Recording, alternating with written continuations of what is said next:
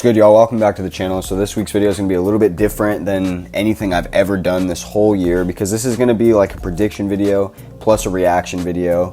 And as a side note, after the last 370 UFC fights, I've got 236 wins, 134 losses, 19-11 on the main event picks. That number just keeps going up. And to be clear, this is 236 fighters picked correctly, not just like I picked how the fight would go based on like betting standards. No, that's like actual fighters correct. Moving on to the first fight of the night, Jacqueline Cavalcanti versus Zara Ferrin dos Santos. I picked Jacqueline Cavalcanti. She did end up winning by a decision. She just kind of outpointed Zara Ferrin dos Santos.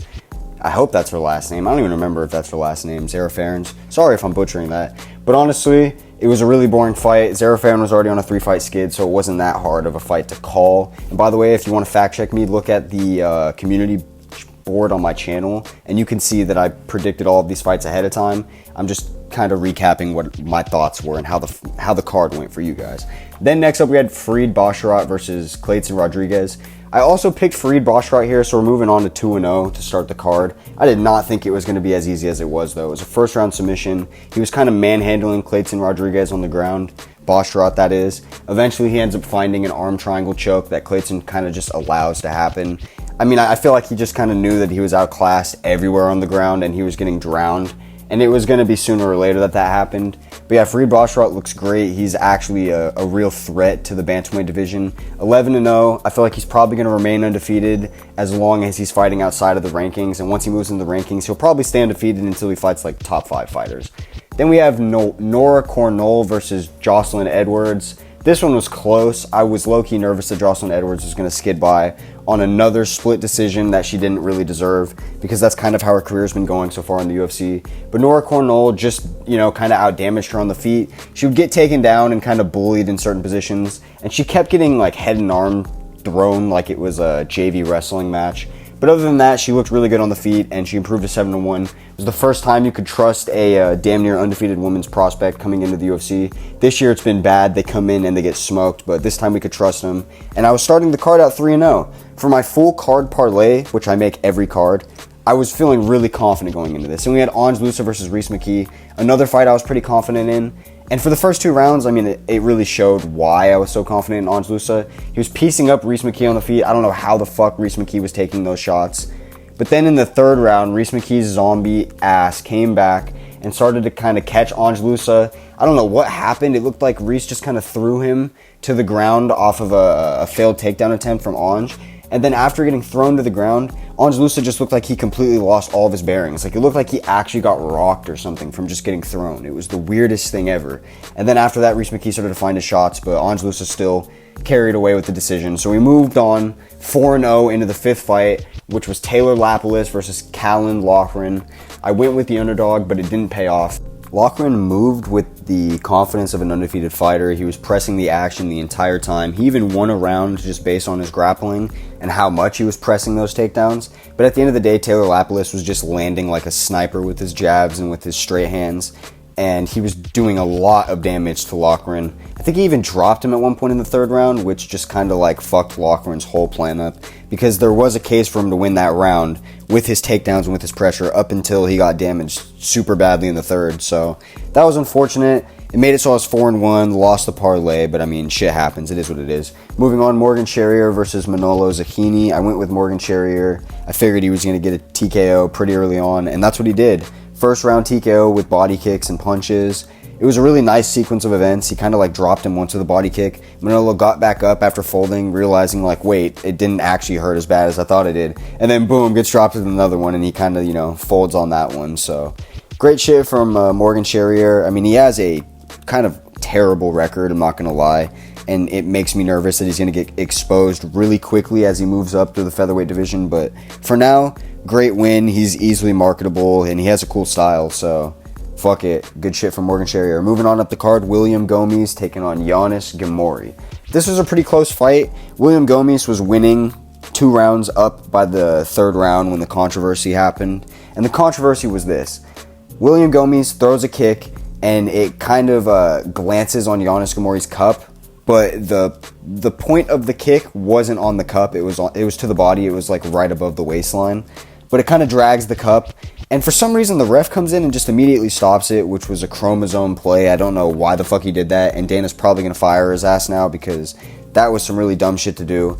But either way, let's be real, Giannis Gamori was losing the fight, and that was halfway through the third round, and he was losing that round. So I'm not really mad at it, and we move up the card 6-1 now into Volkan Oezdemir versus Bogdan Guskov. Bogdan Guskov folded like 3 parlays for me the other night, and it was really unfortunate. And this fight was one of those, every fight on this card that I ended up losing was a fight that I last minute second guessed and switched on. Aside from Rose Namajunas versus Manon Fiorot, which we'll get to. But this one, I was really thinking Bogdan was going to go in there with his power and his confidence in his hands. And Volkan, I was confident in how weak his chin was. But you know what? He was getting cracked, and he showed some veteran experience, shot for the takedown, got the rear naked choke in the first round. It was pretty impressive, so you can't be mad at it. I mean, I still like Volkan Oezdemir regardless. So this isn't, the biggest loss, but come on, Bogdan, like, you fucked up a lot of money for me. And moving on to the feature fight of the night, Benoit Saint Denis versus Thiago Moises, another fight that I wish I had just stayed with what my head was telling me, but last minute, I was like, fuck it, like, I feel off about some of these picks. Volkan, Benoit, and then Taylor Lapilus, I just last minute switched on them, and it was a big L because it fucked my record for this last weekend's card.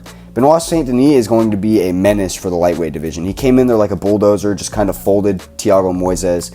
He went in there and outstruck him, which a lot of people predicted him to do. I should have been one of those people. For some reason, I thought, like, okay, but he'll press the grappling exchanges, and then Thiago will surprise him and then catch him with a sub or something. But that actually wasn't what was happening. Thiago was finding most of his success trading on the feet. When Benoit would get reckless and start trying to, like, just trade hooks with Thiago's defense and his counter shots were way better. He just seemed like he was kind of getting manhandled, like he was just getting bulldozed. That it was simply put, like, Thiago was not as much of a tank of a man for Benoit, and Benoit was able to just sit in the pocket, eat everything that Thiago was throwing at him, regardless of how technical and how good his defense was, and out-damage him.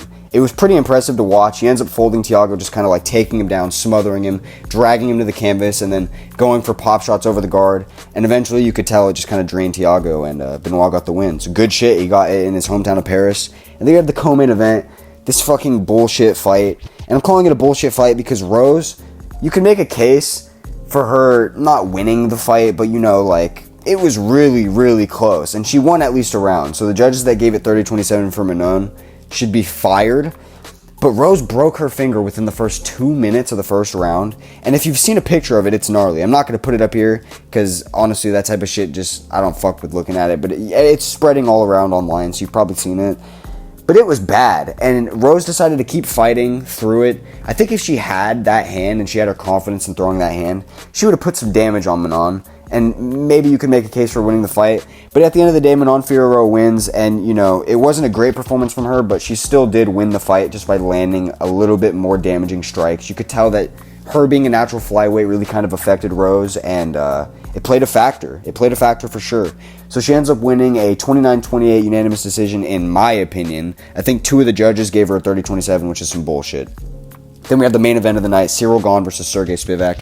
Cyril Gane keeps my main event win streak alive. I don't even know what it is at this point. 6 or 7, something like that. I'll double check it, and I'll update you guys for my next prediction video.